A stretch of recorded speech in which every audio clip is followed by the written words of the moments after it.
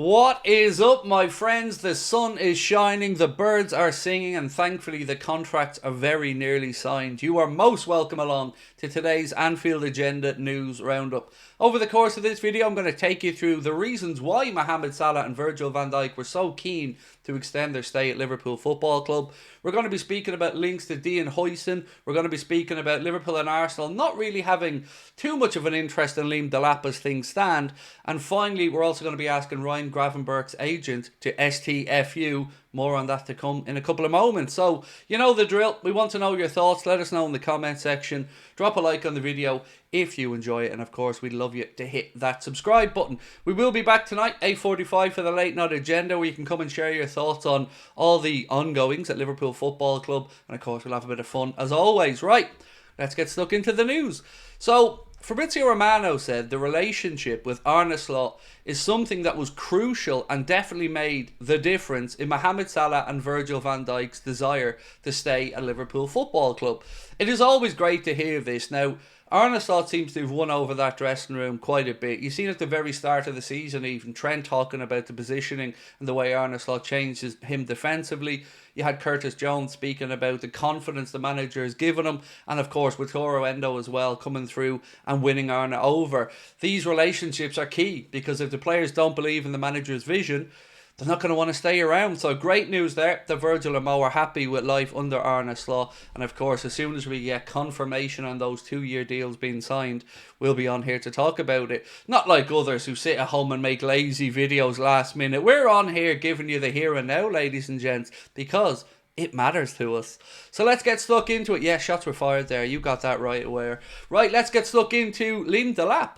The Athletic have said that as things stand, Liverpool and Arsenal, two clubs that need to bring in a forward addition this summer, are not prioritising moves for Liam Delap. They go on to say that there are others who are top of the target. So I understand that. I don't disagree with it. But again, I would question, is there a secondary option here for the likes of Liam Delap to come to Liverpool or Arsenal? So if Liverpool moved on two forwards, may we see Delap come in as one of the second ones? Your thoughts on this? Very much welcome. But if Liverpool aren't in for him and Arsenal aren't in for him, is he going to end up at United? Are we going to have to watch him ruin his career by going to United? Watch this space. So Lewis Steele reporting around, the agent of Ryan Gravenberch'S, which is why I was telling the agent to STFU earlier on. It's getting a little bit annoying now, folks. I've got to be honest with you. Whether it's his agent, whether it's players' fathers, all kind of wanting their clients or their sons to move away from Liverpool to sunnier climates to Spain. Can it stop, please? Can we have these players show some gratitude and recognition of the great institution that they're at and the great fans that they have watching them? This is what Ryan Gravenberch'S agent, Jose Fortes Rodriguez, had to say to Marca. And of course, Marca is, well, a mouthpiece for Spanish football, Madrid in particular. Went on to say, when Ryan was 16, Barcelona called us. They wanted to sign him, but his father and I prioritised his development. So far, rational stuff. Want to make sure the player gets minutes. Want to make sure that they continue their development. He's good enough for Real Madrid. We'd love for him to play for them, but Liverpool would ask for a lot of money. I know they've had their eye on him, but now it's impossible. How about a bit of gratitude to Liverpool, who took him out of a situation at Bayern Munich where his career was, well, falling by the wayside, have given him the platform and the confidence to show what he can do. And now after one Premier League title, all of a sudden there's now talk of Madrid. He wouldn't be admired, he wouldn't be worshipped, he wouldn't be supported anywhere near as much at Madrid. And I would hope that Gravenberch has a word with his agent here, because I can promise you this will start to rub Liverpool fans up the wrong way. McAllister's dad needs to be a bit careful on this as well, and we know Luis Diaz's dad has been speaking about Barcelona for quite a bit.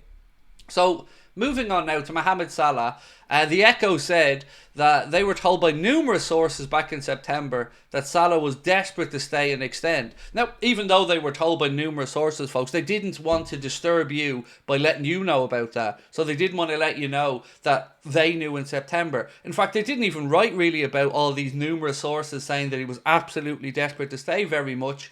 It's almost as if it's revisionism, but either way, they say the lack of intensity and glamour of the Saudi Pro League was cited as a key reason for why he didn't want to leave, alongside with the fact that he settled in the Northwest. I love that phrase, by the way, a lack of intensity and glamour. I don't blame him. Look, I've said this for a while. If you're going to go to the Saudi Pro League right now, you're going for the money. That's it. Admit it. You're going for the money, and people can say fair play or not. But nobody goes over there when they still have ambition left. And Mohamed Salah, thankfully for us, still has that desire and ambition to continue breaking records in the Premier League, winning trophies with Liverpool, and carving his name into the history book. So any players that are going over there, again, doing it for the money. And it's great to see that Mo he wasn't willing to go over there yet because he knows he still has a lot to give at the top level.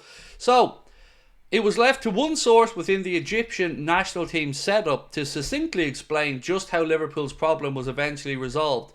Mo wants to stay to continue writing history, wrote Paul Gorst of the Echo, and good.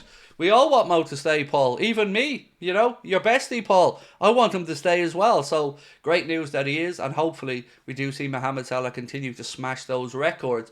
Now, it wouldn't be an Anfield Agenda news roundup recently without us talking about a potential signing from, that's right, our new favourite feeder club, Freiburg. 3 players over the last week we've been linked with, and the latest one is a midfield target. Freiburg midfielder Merlin Roll, spelled R-O-H-L, is emerging as a target, they say, for Crystal Palace, Liverpool and Newcastle this summer. That coming from Bild.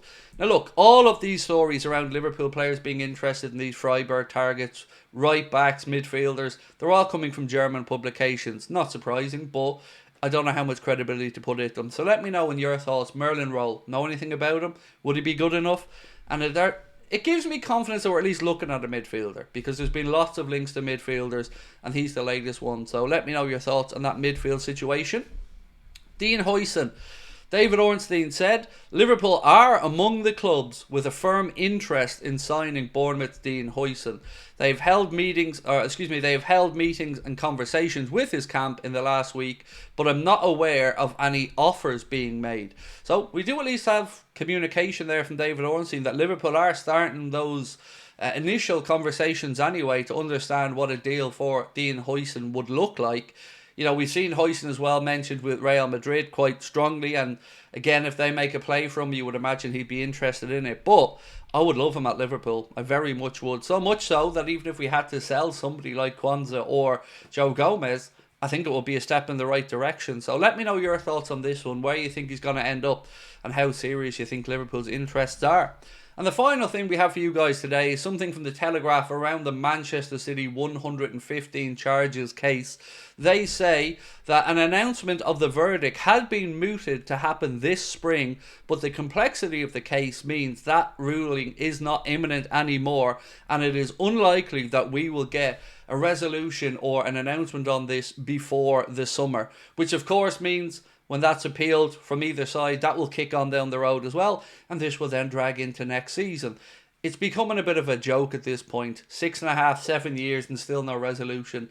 Premier League fans and clubs are probably getting a bit fed up with this, so hopefully we get these charges sorted out ASAP and we know the lay of the land. Premier League are facing another £20 million legal battle with Manchester City over their latest situation as well around the associated party transactions. So it feels like everybody else is paying and City's just lobbing a grenade in there and seeing what happens. So look, let me know your thoughts on everything that we've spoken about over the last few minutes, particularly around the situation with Ryan Gravenberch, of course, and his agent almost wishing a move to La Liga for him.